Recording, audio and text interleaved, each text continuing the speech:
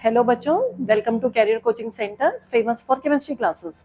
तो बच्चों, आप इस प्लेटफॉर्म पे आपको बहुत सारी केमिस्ट्री की वीडियोस मिलेंगी जो बहुत ही हेल्पफुल रहेंगी आपके लिए, और आपको उससे बहुत सारे अपने कंसेप्ट्स क्लियर हो जाएंगे। आपके बहुत सारे वीडियोस आपको इस प्लेटफॉर्म पे, इस चैनल पे मिलेंगे जो शॉर्ट में बने हुए हैं, जिससे आपको बहुत ज़्यादा टाइम भी नहीं स्पेंड करना पड़ेगा और बहुत ईजिली आपके कंसेप्ट्स क्लियर होंगे।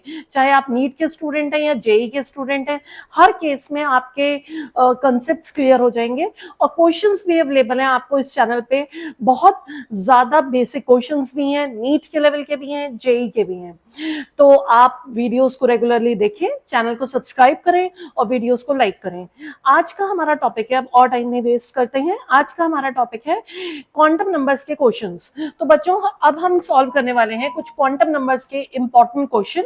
तो चलिए सॉल्व करते हैं क्वेश्चंस। तो बच्चों, आज ये जो क्वेश्चंस हम करने वाले हैं ये बहुत ही बेसिक क्वेश्चंस है क्वांटम नंबर्स के, जो क्लास 11 के लिए बहुत ज़रूरी हैं।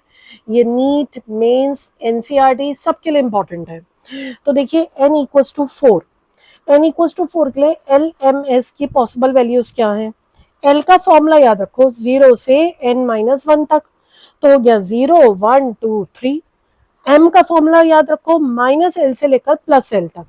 हर l के लिए m की एक अलग वैल्यू, m0, l0 के लिए, l1 के लिए -1, 0, +1, l2 के लिए -2 से लेकर +2 तक, और L3 के लिए बच्चों -3, -2, -1, 0, +1, +2। ठीक है, तो ये आ गई वैल्यूज। आगे समझ में आपको? तो ये क्वेश्चन बच्चों, S की क्या वैल्यू आएगी? +½ और -½ तो मैं ये कह रही थी ये क्वेश्चन काफी इंपॉर्टेंट और बेसिक क्वेश्चन है। S की वैल्यू हमेशा 2 ही रहती है हर इलेक्ट्रॉन की, +½ या -½ कोई एक वैल्यू हर इलेक्ट्रॉन की। ऐसे ही अब आपको n इक्वल्स टू 2 के लिए सॉल्व करना है। l हो गया 0 और 1, m पहले वाले के लिए 0, दूसरे वाले के लिए -1, 0, +1, s की वैल्यू फिर से +½ और -½ ठीक है, करेक्ट है। अब आते हैं हम नेक्स्ट क्वेश्चन पर। ये क्वेश्चंस बच्चों नीट, मेंस, एनसीईआरटी, 11th सारी क्लासेस के लिए बहुत इंपॉर्टेंट क्वेश्चंस हैं। ये आपका केमिस्ट्री का बेसिक है एक तरह से। थर्ड क्वेश्चन है, आपको n और l की वैल्यू देनी है, इससे कौन सी सबशेल बन रही है ये बताना है, उसका नाम 0, 1, 2, 3 SPDF, ये बात याद रखो। L0 तो कौन सी सबशेल? S, तो 4 और S को कंबाइन कर दो, N3L1 3 और P को कर दो, 2S बन गया। 4 L3 के लिए कौन सी वैल्यू है? F, 4F, N1L0 1S, 2L2 कौन सा है? D, तो 3D। ठीक है, तो इस तरह से वैल्यूज आ गई। अब नेक्स्ट क्वेश्चन है बच्चों, क्वांटम नंबर लिखने क्लोरीन के लास्ट इलेक्ट्रॉन के। पहले आप क्लोरीन की कॉन्फ़िगरेशन लिखो, 1s2, 2s2, 2p6, 3s2, 3p5, हो गए 17।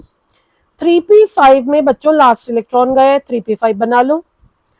3 ब्लॉक बनाओगे, 1, 2, 3, 4, 5 ऐसे इलेक्ट्रॉन फिल किए जाते हैं, पहले सिंगल सिंगल, उसके बाद पेयरिंग। तो लास्ट इलेक्ट्रॉन कहां गया? ये रहा लास्ट इलेक्ट्रॉन। अब इसके लिख दो क्वांटम नंबर। इसके n क्या हो जाएगा बच्चों? 3, क्योंकि 3p है, तो n इज 3। p के लिए l कितना होता है बच्चों? 1, तो l इज 1। m की 3 वैल्यूज हैं, वो इनके ऊपर लिख लो, -1, 0, +1। बीच वाले की कौन सी है? 0। s डाउनवर्ड एरो का s कितना होता है? -½ तो वैल्यू आ गई -½ ठीक है। अब आते हैं, इसी तरह से हम एक और क्वेश्चन इंपॉर्टेंट क्वांटम नंबर लिखने पोटेशियम के। कॉन्फ़िगरेशन लिख लो, 1s2, 2s2, 2p6, 3s2, 3p6, 4s1, ये आ गई कॉन्फ़िगरेशन। लास्ट इलेक्ट्रॉन कहाँ है? 4s1, 4s बना दो, उसमें एक इलेक्ट्रॉन डाल दो, इसका n कितना हो गया? 4, L0, M0, अपवर्ड एरो है तो S +½ तो इस तरह से आ गई आपकी वैल्यूज क्वांटम नंबर्स की। तो बच्चों, अगर वीडियोस आप रेगुलरली देखेंगे आपको इसको जरूर फायदा होगा। Thank you for watching and subscribe the channel.